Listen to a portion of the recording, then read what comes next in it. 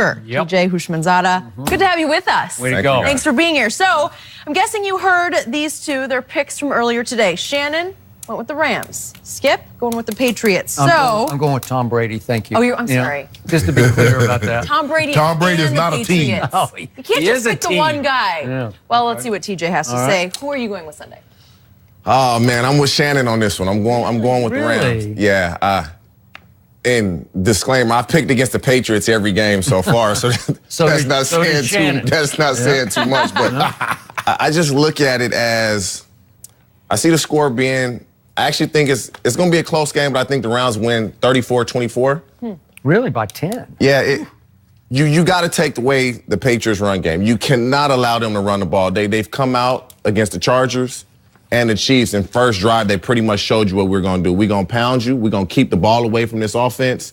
And Wade Phillips is not going to allow Bill Belichick, Tom Brady, Josh McDaniels to just run the ball. And you got to make them one-dimensional. Okay. And I see them doing that. You got four first-round picks on D-line. You got Michael Brockers, Aaron Donald, and Dominican Sue, and Dante Fowler. Those four guys got to show why they were top of the first-round picks. They have to make Tom Brady hitch, hold the ball, slide left or right. They can't do that. It's going to be a long game. That make you feel any better, Shannon? I have trust in Wade Phillips because I agree with you, TJ. The way to win this ball game, the Chargers and Kansas City let the Patriots have whatever they wanted. They didn't stop the run and they didn't get any pressure. Well, because if you can't stop the run, it's kind of hard because you don't want to try to get upfield because they're gashing you in that aspect. But what I like about what I've seen from the Rams is while they was giving up 5.1 yards per carry in the regular season, that's down to 2.3, and they shut down two top 5 running games in the Cowboys and the Saints in back-to-back weeks. I don't believe the Patriots running game is as dominant as those two running games. But what those two teams didn't have is Tom Brady. I'm going to put the ball, and I feel it's like it's sacrilegious to say this. I want the ball in Tom Brady's hand, and I want him to throw the ball 50 times. Because if they run the ball, if they get a balance of Tom Brady throwing it 30 and they run it 30, they got zero chance of winning this game. You can't give them both. You have to take something away. And it's crazy when you look at the Patriots, just how successful they are year in and year out with what they have. And it's what you have to make Tom Brady beat you via the air. And it's not so much that you're putting the game in Tom Brady's hands. You're saying his receivers aren't good enough to consistently beat us. Yes. Snap after snap after snap. TJ, you and Mr. Sharp will not learn your lesson. You both picked against him twice already, and he played, to me, some of the highest level playoff football I have ever seen him play. I don't think he's ever been better than he was against the Chargers and certainly at the Chiefs when they went 13 for 19 on third down against two of the best pass rushes, two better pass rushes than the Rams have as far as just getting to the quarterback. The Rams have a better D-line, and it should be able to take away the run. It should put the game in Tom Brady's hands. I just don't think that's a good thing for either of you two because he will figure out a way over time to beat this defense. I think he will slowly but surely pick this defense apart. And if you take Sony Michel away or Rex Burkhead, and by the way, they closed the game with Burkhead, not with Sony Michel. That's their closer. That's their ground and pound guy at the end of the game. And yet, I think that the Rams will have their way with Belichick's defense. I think they'll be playing Madden, and I think Brady will just keep playing chess. And whatever you take away, it will open something else up. And I don't know, some other receiver's going to have a big game because I think Wade will say, you just can't have Julian Edelman at will, like Kansas City. That's what they did with Michael Thomas and the Saints. They took him out of the game. Just took him. That's correct.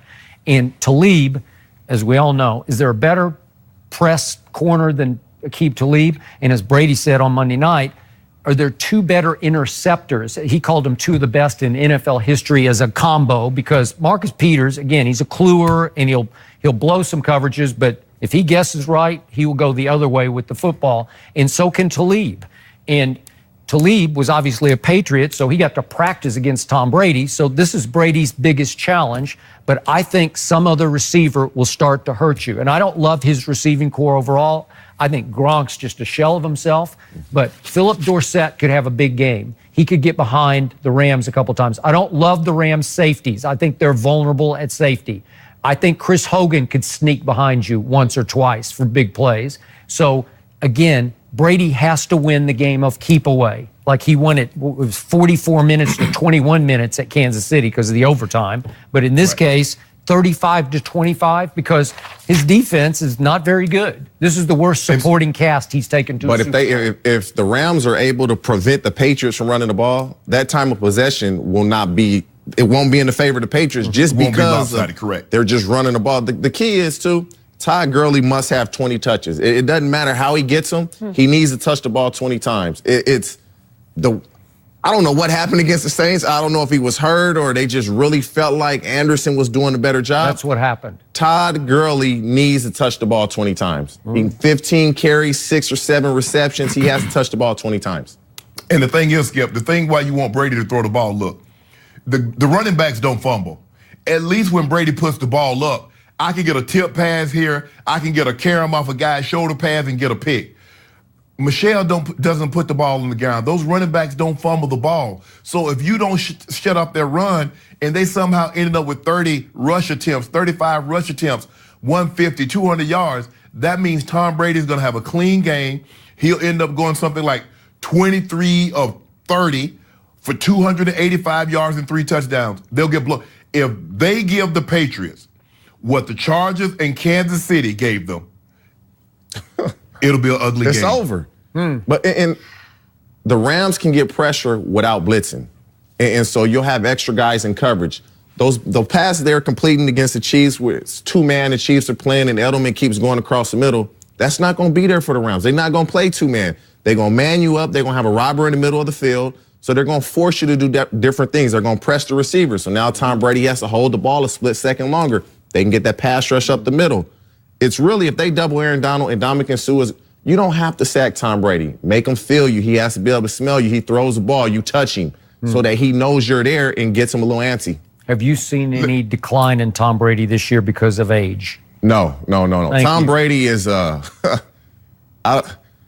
Brady, he still looks the same. He throws the ball the same. He's better because he's more mature mentally, smarter mentally. Now, there's no decline in Tom Brady at all. Yet you are going to bet against him. Yeah, the only guy that I trust offensively as a receiver is Julian Edelman. And that, I just don't believe the way they took Michael Thomas out of the game, they're going to do the same thing with Edelman and say, Brady, you're going to have to go to somebody else. And everybody, this is a team game. Julian Edelman is a team player, but he's going to get frustrated if he's not getting the ball. This is super. He will be frustrated. Gigi, let me ask you if you think about this. I would take Aqib Talib, and I would put him on. I'll put him on Chris Hogan, and I would roll coverage to Edelman and Gronk. I would do that as well. You have.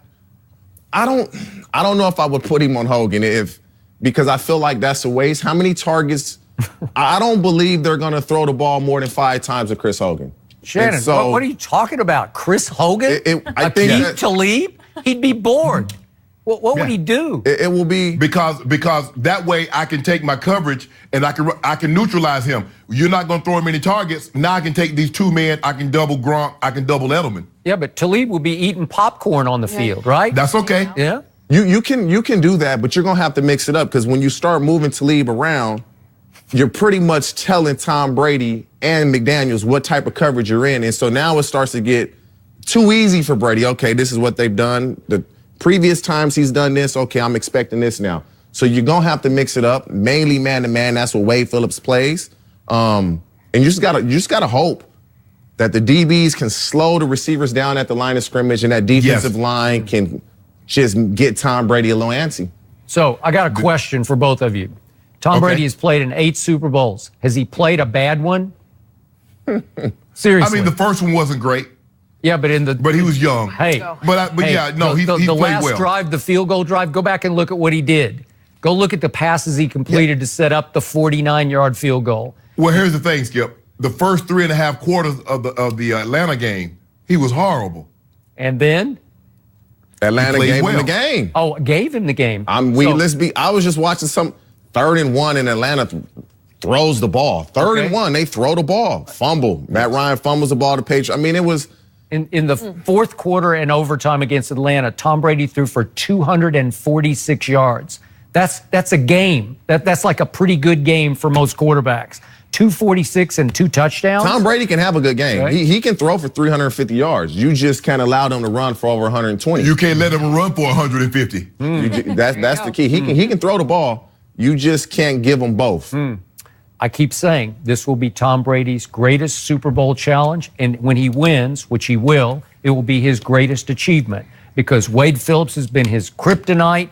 They got the best D-line. They got 2 of the best cover corners, and as Brady said, 2 of the best interceptors in Super Bowl history. And all of a sudden, what on paper, the Rams are clearly the better team, and that's what you're going with, right? I'm going with those guys up front. I mean, things can come full circle. Super Bowl 36, that was Bill Belichick's and Tom Brady's first Super Bowl against the Rams. Cool. Would this be their last Super Bowl win against the Rams, or will it be their last Super Bowl loss against the Rams? So I see it being a loss. That defensive line, they got to show up. They got to show up. That pressure only works if your back end can hold up and give you an extra tick to get there. Because if you let Brady throw the ball to his first option, which is normally Edelman, or swinging the ball out of the to a running back, you got no chance. You got to make him clutch it. So in the 2 playoff games, Tom Brady has gotten rid of the ball in an average of 2.1 seconds, and he just flat out wore out the pass rushes of the Chargers and the Chiefs, where they got to the fourth quarter and they were just gassed because you know how hard it is to try to get to the quarterback with all your might, and then you fall short and you fall short and you get there late and you get there late, and finally by the fourth quarter, you're just out of it. And Joey Bosa said in the fourth quarter to Tom Brady, quit throwing it so fast. But what did Shannon just say? If you go back to the Chargers and the Chiefs, that secondary, the back end, they're playing off coverage. You got to get up and press the Patriots. That messes up the timing. Now the ball's not coming out on time. You got to pat the ball and say, okay, let's see how this release is. Oh, he didn't get a clean release. Now I got to go to this read. The Chargers and the Chiefs, they just played off coverage, free release. You got to get up and press those guys and mess that timing up. Throw it off. So by your strategy, it sounds like Brady's going to have his worst ever Super Bowl game because he's going to have no run game and no open receivers. So I mean, those guys. No. That's not what we're saying. We're saying you must take the run game away. Skip, I told you in the opening segment that Tom Brady's probably going to have 450 plus. You can live with that. But what you can't live with is Tom Brady having 300 and 150 to 200 yards rushing. You can't lose both. You have to take something away. I'll tell you what I can't live with is Bill Belichick giving up another 41 points in a Super Bowl. That's what I can't live with. Because Skip, think about this. The most passing yards in a postseason game in history, the team lost in which the quarterback threw for 500 in a playoff game. And that was Tom Brady in the Super Bowl. Yep. And even though they ran the ball, Skip, they were behind. They didn't get enough touches. They still was over 100 yards. Yeah, but there's a big asterisk on that game because the best. It ain't no asterisk on no game. Yeah, the best cornerback for the New England Patriots was mysteriously doghouse. He didn't play a snap. Malcolm Butler didn't play. That baffled me as well, but the way he played this year, you make Belichick look like a genius. I thought he played pretty well down the stretch this year. That's for sure. Yeah, the last month of the season. Yeah. Okay, TJ, it has been great to have you. Thank you for joining us today. Guys, is Jason Garrett on his way out in Dallas?